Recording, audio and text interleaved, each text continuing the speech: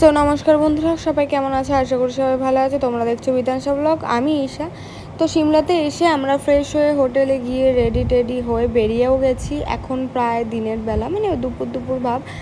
আর এখানে দুপুরবেলা মানে আলাদাই একটা চারিদিকের ভিউ আর সুন্দর, কি বলবো, সিমলা এত সুন্দর আমার ধারণার বাইরে ছিল। মানে আমি এরপরে যাব মানালিতে, বাট আমি তো ভিডিওটা ডিলিট করে পোস্ট করছি, সেই জন্যই বলছি মানালিও আমার এতটা ভালো লাগেনি, সিমলাতে এতটা সুন্দর, এত ক্লিন আর এত সুন্দর।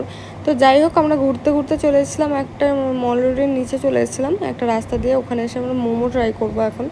তো একটা আঙ্কেলের দোকানে এসেছিলাম এখানে মোমো ট্রাই করতে। তো মোমোটা দেখে সেটা ভক্তি হলো না কালারটা দেখে। তারপরে খাওয়ার পরে দারুণ লাগলো। মোমোটা ছিল আটা, যার কারণে মোমোটার কালার এরকম ছিল, কিন্তু খেতে বেশ ভালোই ছিল। জুসি ছিল না, হ্যাঁ, বাট ভালোই ছিল মোটামুটি। এখানে তোমার 5 পিস ছিল, দাম ছিল 50 টাকা। তারপরে আরেকটা ফেমাস এখানে দোকান আছে মিষ্টির, আরও মিষ্টি ছাড়া অনেক কিছু, পরাঠা, কচুরি, অনেক কিছু পাওয়া যায়। মানে একজন থেকে শুনলাম যে অনেক ফেমাস দোকান নাকি, তাই শুনেই আসলাম।